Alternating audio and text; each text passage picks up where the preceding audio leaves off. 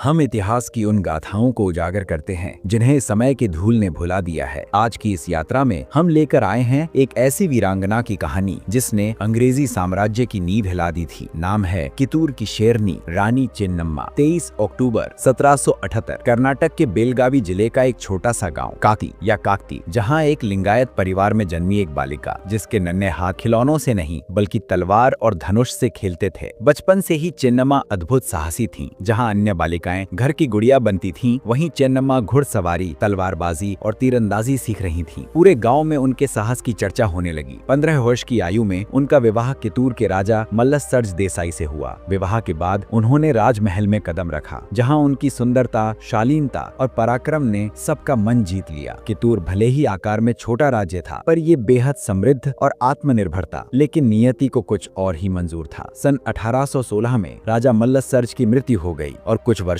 बाद उनका इकलौता पुत्र भी चल बसा। चेन्नम्मा का संसार जैसे बिखर गया, लेकिन उन्होंने हार नहीं मानी। उन्होंने एक बालक शिवलिंगप्पा को गोद लेकर उसे राज्य का उत्तराधिकारी घोषित किया। कित्तूर का विद्रोह 1824 में। ये वही समय था जब अंग्रेजों ने भारत की रियासतों पर कब्जा करने के लिए एक नई नीति अपनाई, व्यपगत का सिद्धांत, डॉक्ट्रिन ऑफ लैप्स। इस नीति के अनुसार अगर किसी राजा की मृत्यु बिना पुरुष उत्तराधिकारी के होती तो वो राज्य अंग्रेजी साम्राज्य का हिस्सा बन जाता। दत्तक पुत्र को उत्तराधिकारी नहीं माना जाता था। अंग्रेजों ने रानी चेन्नम्मा को चेतावनी दी कि दत्तक पुत्र को उत्तराधिकारी नहीं माना जा सकता, लेकिन रानी ने गर्व से उत्तर दिया कि कित्तूर मेरी मातृभूमि है और मातृभूमि बिकने की वस्तु नहीं। जब अंग्रेजों ने राज्य हड़पने की कोशिश की तो रानी चेन्नम्मा ने युद्ध का ऐलान कर दिया। 1824 में ब्रिटिश अधिकारी जॉन थैकरे ने कित्तूर पर आक्रमण किया, लेकिन रानी और उनकी सेना ने उन्हें धूल चटा दी। रानी ने किले के फाटक खोलकर कहा, जब तक मेरी नसों में रक्त की एक भी बूंद बाकी है तब तक कोई कित्तूर की धरती को नहीं छू सकता।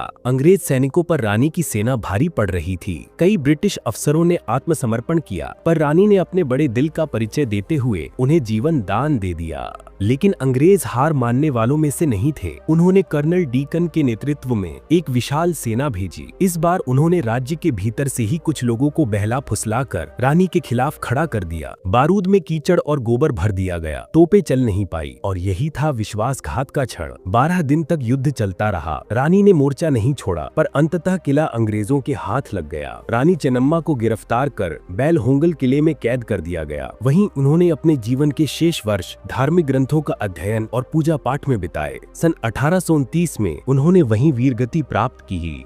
रानी चेन्नम्मा भारत की पहली महिला थीं जिन्होंने 1857 की क्रांति से 3 दशक पहले ही ब्रिटिश हुकूमत को ललकारा था। उन्होंने दिखाया कि भारतीय नारी केवल कोमल नहीं, प्रचंड भी है। उनकी वीरता से प्रेरित होकर बाद में रानी लक्ष्मीबाई और कई अन्य महिलाओं ने स्वतंत्रता संग्राम की मशाल उठाई। कर्नाटक की भूमि आज भी उन्हें शौर्य की देवी कहकर पूजती है। हर वर्ष कित्तूर रानी चेन्नम्मा उत्सव उनकी स्मृति में धूमधाम से मनाया जाता है। बेलगावी के पास स्थित कित्तूर का किला आज भी उनकी गाथा गाता है। संसद भवन परिसर में उनकी भव्य प्रतिमा स्थापित है, जो हमें याद दिलाती है कि स्वतंत्रता किसी एक युग की नहीं बल्कि हर पीढ़ी की जिम्मेदारी होती है। तो दोस्तों, ये थी कित्तूर की रानी चेन्नम्मा की प्रेरणादायक गाथा। एक ऐसी महिला जिन्होंने ब्रिटिश साम्राज्य को दिखा दिया कि भारत की धरती केवल संतों की नहीं, वीरों की जननी भी है। अगर आपको ये कहानी प्रेरणादायक लगी हो तो वीडियो को लाइक करें, अपने विचार कमेंट में जरूर बताएं और हमारे चैनल सेक्रेड फैक्ट यात्रा को सब्सक्राइब करें ताकि आप तक इतिहास की और भी अनसुनी, अनदेखी कहानियां पहुंचती रहें।